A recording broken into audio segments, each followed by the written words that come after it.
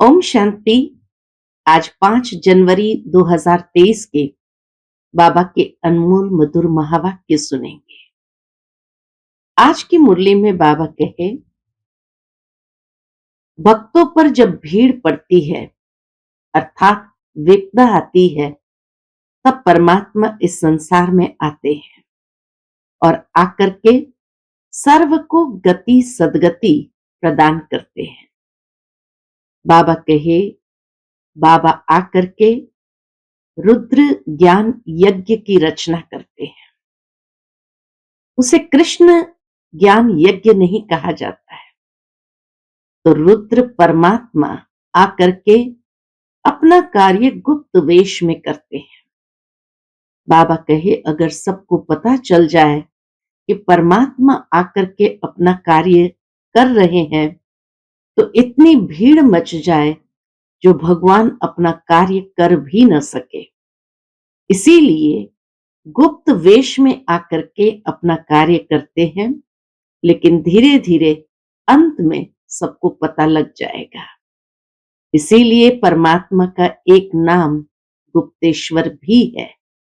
तो सुनते हैं आज बाबा के अनमोल मधुर महावाक्य। ओम शांति। मीठे बच्चे, भक्तों पर जब भीड़ पड़ी है, विपदा आई है, तब बाप आए हैं ज्ञान से गति सदगति करने। आज की मुरली से प्रश्न है, विकर्माजीत कौन बनते हैं? विकर्माजीत बनने वालों की निशानी क्या होगी? उत्तर, विकर्माजीत वही बनते जो कर्म, अकर्म और विकर्म की गति को जान श्रेष्ठ कर्म करते हैं। विकर्माजीत बनने वाले कभी भी कर्म कूटते नहीं। उनके कर्म विकर्म नहीं बनते। जब उनके कर्म विकर्म नहीं बनते, तो कर्म कूटने की कोई बात नहीं। आज की मुरली से दूसरा प्रश्न है, इस समय बाप डबल सर्विस कौन सी करते हैं? परमात्मा का डबल सर्विस करते हैं। कौन सी करते हैं?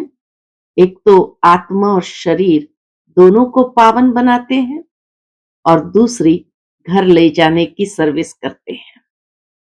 उत्तर है, आत्मा और शरीर दोनों को पावन भी बनाते और फिर अपने साथ वापस घर भी ले जाते हैं।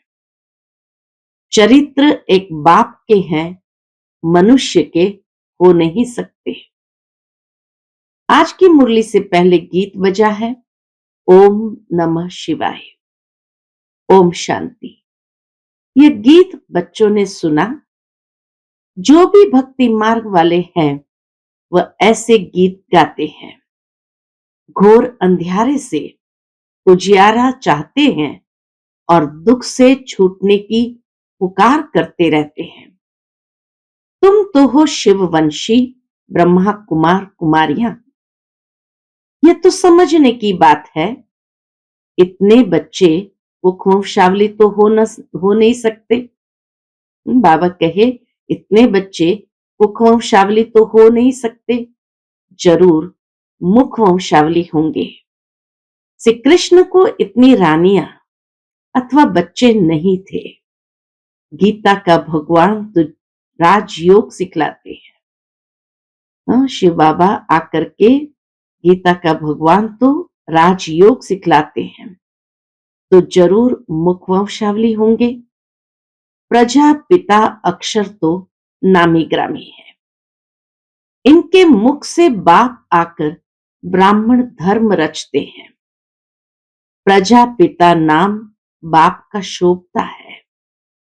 अब तुम प्रैक्टिकल में उस बाप के बने हो। वह तो कह देते कि श्री कृष्ण भी भगवान था, शिव भी भगवान था। दुनिया के मनुष्य तो न जानने का कारण कह देते श्री कृष्ण भी भगवान था, शिव भी भगवान था। रुद्र भगवान के बदले श्री कृष्ण का नाम डाल दिया है। कहते भी है शंकर पार्वती, रुद्र पार्वती नहीं कहते। ये नहीं कहेंगे रुद्र पार्वती। तो बाबा कहे शंकर पार्वती कहते हैं, रुद्र पार्वती नहीं कहेंगे। शिव शंकर महादेव कहते हैं। अब श्री कृष्ण को रुद्र व शंकर तो नहीं कहेंगे। भक्त गाते हैं परंतु भगवान को नहीं जानते। भारत में वास्तव में सच्चे सच्चे भक्त वह है कौन?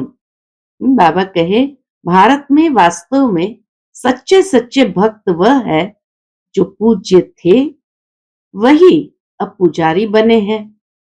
उनमें भी नंबरवार है, तुम्हारे में भी नंबरवार है। तुम हो ब्राह्मण, वह है शूद्र। देवता धर्म वाले ही बहुत दुखी होते हैं क्योंकि उन्होंने बहुत सुख भी देखे हैं। अब तुम्हारा दर दर भटकना बंद हो गया है आधा कल्प के लिए। यह राज भी तुम ब्राह्मण ही जानते हो, सो भी नंबरवार। जिन्होंने कल्प पहले जितना पुरुषार्थ किया था उतना ही अब करते हैं। ऐसे नहीं जो ड्रामा में होगा फिर भी पुरुषार्थ का नाम आता है। ड्रामा को बच्चों से पुरुषार्थ कराना ही है। जैसा पुरुषार्थ वैसा पद मिलेगा। हम जानते हैं कल्प पहले ऐसा पुरुषार्थ किया था, ऐसे सितम हुए थे, यज्ञ में विघ्न पड़े थे। तुम बच्चे जानते हो बाबा फिर से आया हुआ है। कल्प पहले भी इसी समय आया था जबकि अंग्रेजों का राज्य था। पार्टीशन के पहले भारत में अंग्रेजों का राज्य था। तो 36 में जब बाबा का अवतरण हुआ तो बाबा कहे कल्प पहले भी इसी समय आया था जबकि अंग्रेजों का राज्य था। जिन्हों से कांग्रेस ने राज्य लिया, फिर पाकिस्तान हुआ। यह कल्प पहले भी हुआ था। गीता में ये बातें नहीं है। आखिर समझ जाएंगे बरोबर, अब वही समय है। बाबा कहे धीरे धीरे ये बातें समझ में लोगों को आएगी कि वही समय चल रहा है। कोई कोई समझते हैं कि ईश्वर आ गया है। जब महाभारी लड़ाई लगी थी तो भगवान आया था। कहते ठीक है, सिर्फ नाम बदल दिया है। रुद्र नाम लेवे तो भी समझे कि ठीक है। रुद्र ने ज्ञान यज्ञ रचा था जिससे दुनिया की विपदा टली थी। यह भी धीरे धीरे तुम्हारे द्वारा पता लग जाएगा। इसमें अभी समय पड़ा है। बाबा कहे इतना अभी जल्दी सबको समझ में नहीं आएगा, धीरे धीरे सबको पता लगेगा क्योंकि अभी समय पड़ा है। नहीं तो यहां ऐसी भीड़ मच जाए जो तुम पढ़ भी न सको। यहां भीड़ का कायदा नहीं है। गुप्त वेश में काम चलता रहेगा। अब कोई बड़ा आदमी यहां आए तो कहेंगे इनका माथा खराब है। यह तो बाप तुम बच्चों को पढ़ा रहे हैं। देवता धर्म तो भगवान आकर रचेगा ना। वह अब आया है नई दुनिया रचने, भक्तों की भीड़ विपदा उतारने। विनाश के बाद तो कोई दुख होगा नहीं। बाबा कहे विनाश के बाद तो कभी कोई दुख होगा नहीं। वह सतयुग में भक्त होते नहीं, न कोई ऐसा कर्म करेंगे जो दुखी हो। उसी समय मुंबई से रमेश भाई का फोन आया तो बाबा कहे बाप दादा चले आते हैं तो बच्चे उदास होते हैं। उन्हीं दिनों में बाबा मुंबई गए होंगे। बाबा चले आए तो बच्चों का फोन आता है, याद आती है। तो बाबा कहे, बाप दादा चले आते हैं तो बच्चे उदास होते हैं। जैसे स्त्री का पति विलायत में जाता है तो याद में रो पड़ती है। वह है जिस्मानी संबंध। यहाँ बाबा के साथ रूहानी संबंध है। बाबा से बिछड़ते हैं तो प्रेम के आंसू आ जाते हैं। जो सर्विसेबल बच्चे हैं, बाबा को उनका कदर है। कितना रिगार्ड बाबा रखते हैं सर्विसेबल बच्चों का। सपूत बच्चों को फिर बाप का कदर रहता है। शिव बाबा का तो बहुत ऊंचे से ऊंचा संबंध है। उनसे ऊंच संबंध तो कोई होता नहीं। शिव बाबा तो बच्चों को अपने से भी ऊंच बनाते हैं। पावन तो तुम बनते हो, परंतु बाप समान एवर पावन नहीं हो सकते। हाँ, पावन देवता बनते हो। बाप तो ज्ञान का सागर है। हम कितना भी सुने तो भी ज्ञान सागर नहीं बन सकते। हम बाबा के समान नहीं बन सकते। बाबा ज्ञान का सागर है। हम कितना भी सुने तो भी ज्ञान सागर नहीं बन सकते। वह ज्ञान का सागर, आनंद का सागर है। बच्चों को आनंदमय बनाते हैं। और तो सिर्फ नाम रखवाते हैं। हाँ? दुनिया के अंदर लोग अपने नाम के पीछे आनंद जोड़ देते हैं। कोई सत्यानंद कहते हैं, कोई दयानंद कहते हैं, कोई मुक्तानंद कहते हैं। तो बाबा कहे, आनंदमय बनाते नहीं या आनंदमय अनुभव करते नहीं। औरों तो सिर्फ नाम रखवाते हैं। और तो सिर्फ नाम रखवाते हैं। इस समय दुनिया में भक्त माला बड़ी लंबी चौड़ी है। तुम्हारी है 16,108 की माला। भक्त तो करोड़ों है। यहां भक्ति की बात नहीं। ज्ञान से ही सदगति होती है। अब तुमको भक्ति की जंजीरों से छुड़ाया जाता है। बाबा कहते हैं, सब भक्तों पर जब भीड़ होती है तब मुझे आना पड़ता है, सभी की गति सदगति करने। स्वर्ग के देवताओं ने जरूर ऐसे कर्म किए हैं, तब इतना उच्च पद पाया है। कर्म तो मनुष्य के चले आते हैं। सतयुग से ही कर्म तो चले आते हैं, परंतु वहां कर्म कूटते नहीं। यहां कर्म विकर्म बनते हैं। क्योंकि माया है, वहां माया होती नहीं। तुम विकर्माजीत बनते हो। जिन बच्चों को अभी कर्म, अकर्म और विकर्म की गति समझाता हूं, वही विकर्माजीत बनेंगे। कल्प पहले भी तुम बच्चों को राजयोग सिखाया था, वही अब भी सिखला रहा हूं। कांग्रेसियों ने फिरंगियों को निकाल राजाओं से राजाई छीन ली। बाबा कहे, कांग्रेसियों ने फिरंगियों से यानी अंग्रेजों को निकाल राजाओं से राजाई छीन ली और राजा नाम ही गुम कर दिया। 5,000 वर्ष पहले भारत राजस्थान था। लक्ष्मी नारायण का राज्य था।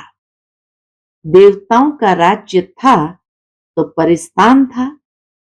जरूर उन्हों को भगवान ने राजयोग सिखाया होगा, तब उन्हों का नाम भगवती भगवान पड़ा है। परंतु अभी अपने में ज्ञान नहीं है तो हम भगवान भगवती नहीं कह सकते। बाबा कहे, भगवान ने आकर राजयोग सिखाया, तब उन्हों का नाम भगवान भगवती पड़ा।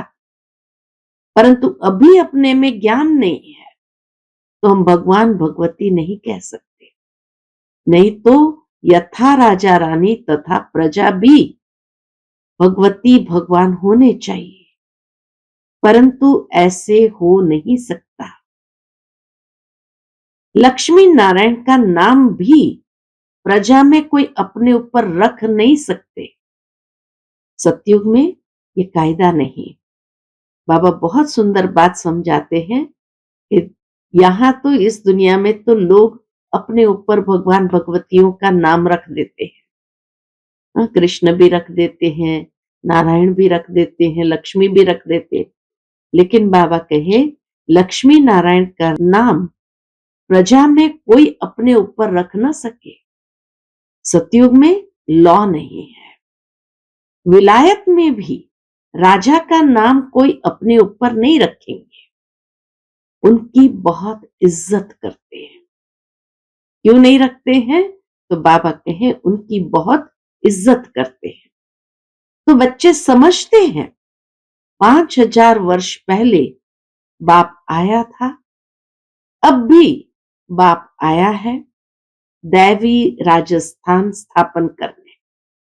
शिव बाबा का आना भी अब हुआ है। वह है पांडवों का पति, न कि श्री कृष्ण। बाप पंडा बनकर आया है वापस ले जाने के लिए और नई सतयुगी दुनिया रचने के लिए। बाबा किस लिए आए हैं? पंडा बनकर आए हैं वापस ले जाने के लिए और नई सतयुगी दुनिया रचने के लिए। तो जरूर ब्रह्मा द्वारा ही ब्राह्मण रचेंगे। मुख्य गीता को ही खंडन कर दिया है। अब बाप समझाते हैं, मैं श्री कृष्ण नहीं हूं, मुझे रुद्र व सोमनाथ कह सकते हो। तुमको ज्ञान सोमरस पिला रहा हूं, बाकी लड़ाई आदि की कोई बात नहीं। तुमको योग बल से राजाई का माखन मिल जाता है। श्री कृष्ण को माखन जरूर मिलता है। यह है श्री कृष्ण के अंतिम जन्म की आत्मा। कौन? ब्रह्मा बाबा। यह है श्री कृष्ण के अंतिम जन्म की आत्मा। इनको यानी ब्रह्मा बाबा को और सरस्वती को, इनको ब्रह्मा सरस्वती को भी बाप ऐसे कर्म सिखला रहे हैं जो भविष्य में लक्ष्मी नारायण बन जाते हैं। इसलिए कहा जाता कलयुग अंत में श्री कृष्ण की आत्मा जब साधारण नर स्वरूप में होती है, तब नर ऐसा कर्म करे जो नर नारायण बने। तो इसीलिए बाबा कहे बाप ऐसे कर्म सिखला रहे हैं जो भविष्य में लक्ष्मी नारायण बन जाते हैं। यह लक्ष्मी नारायण ही छोटेपन में राधे कृष्ण है। इसलिए लक्ष्मी नारायण के साथ राधे कृष्ण का भी चित्र दिया है। बाकी इनकी कोई बड़ाई नहीं है। लक्ष्मी नारायण की राधे कृष्ण की कोई बड़ाई नहीं है। बाकी इनकी कोई बड़ाई नहीं है। चरित्र है एक गीता के भगवान का। वह शिव बाबा बच्चों को भिन्न भिन्न साक्षात्कार कराते हैं। बाकी मनुष्य के कोई चरित्र नहीं है। क्राइस्ट आदि ने भी आकर धर्म स्थापन किया, सो तो सभी को अपना पार्ट बजाना ही है। इसमें चरित्र की कोई बात है ही नहीं। वह कोई को गति दे न सके। अब बेहद का बाप कहते हैं कि मैं तुम बच्चों की डबल सर्विस करने आया हूं, जिससे तुम्हारी आत्मा और शरीर दोनों पवित्र हो जाएंगे। सभी को वापस घर मुक्ति धाम में ले जाता हूं, फिर वहां से अपना अपना पार्ट बजाने आएंगे। इतना अच्छी रीति बच्चों को समझाते। बाबा आकर कितना अच्छी रीति बच्चों को समझाते हैं। इन लक्ष्मी नारायण के चित्र पर समझाना बड़ा सहज है। त्रिमूर्ति और शिव बाबा का चित्र भी है। कोई कहते हैं त्रिमूर्ति न हो, जैसे कोई कहते हैं श्री कृष्ण के चित्र में 84 जन्म की कहानी न हो।